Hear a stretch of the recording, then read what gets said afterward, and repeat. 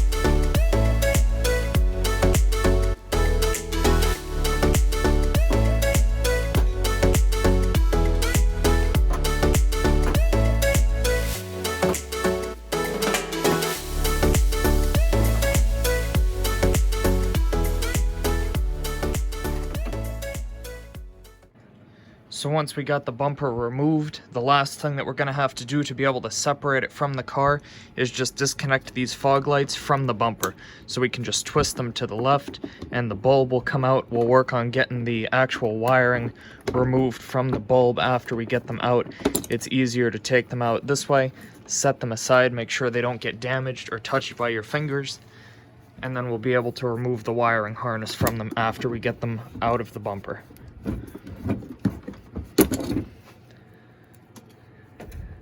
So there you have it, guys. The bumper is removed from the car, and now we can get to work on it. So now the next step we're going to work on is removing each fog light bezel along with some of these inner grille pieces, the upper grille, the lower grille, and this part that would be used if this car had active grille shutters. Get all this stuff taken off and get down to the bare bumper.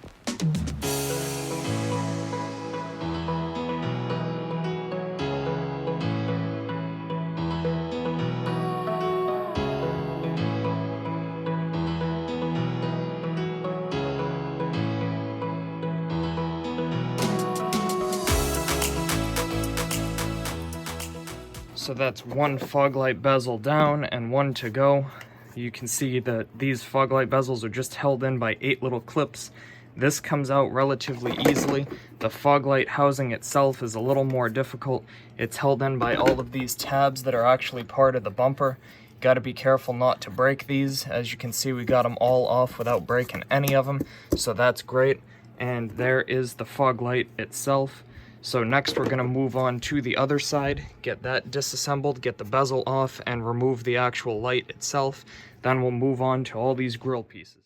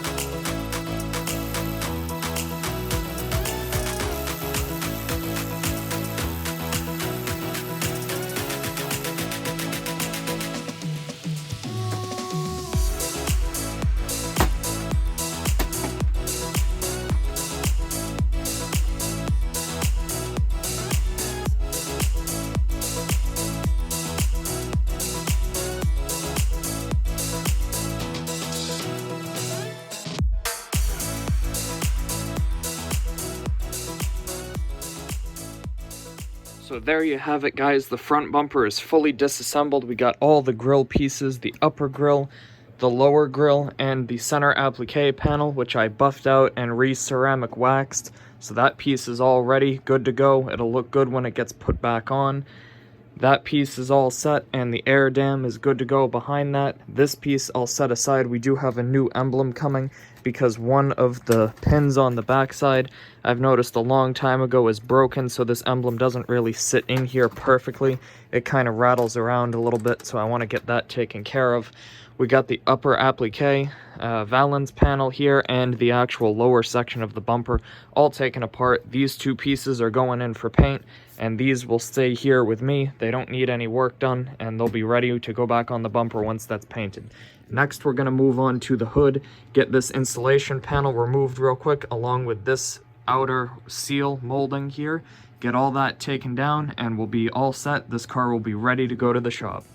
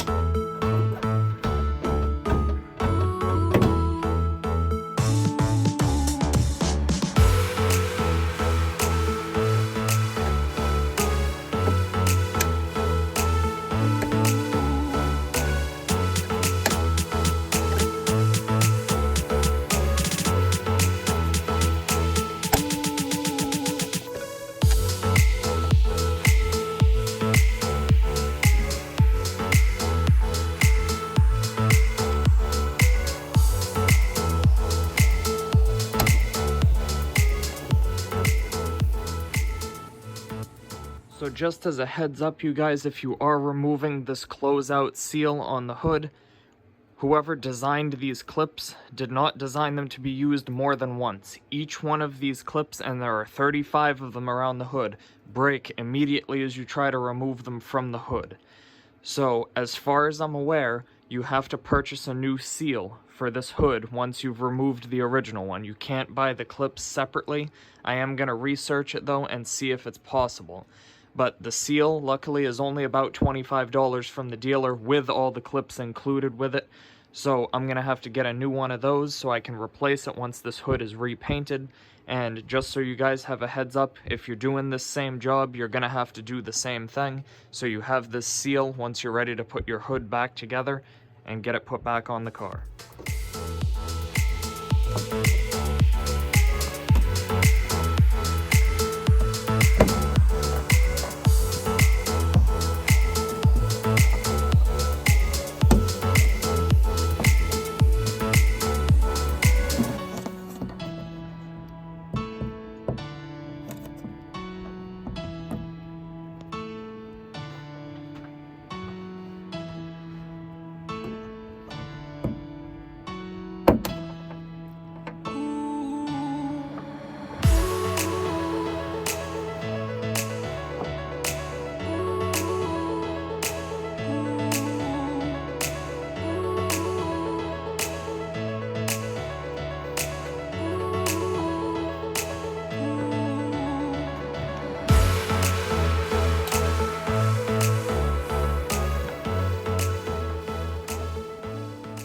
So the bumper is completely removed and disassembled, guys. We got all the pieces taken out. I've already gone ahead and sanded out all of the deep gouges that were in this from people running over curbs. So this is ready. I'm going to wax and grease remove it, run some tack cloth over it, and spray some light primer in here. After that, I'll wet sand it, and it should be ready to go to the shop for paint.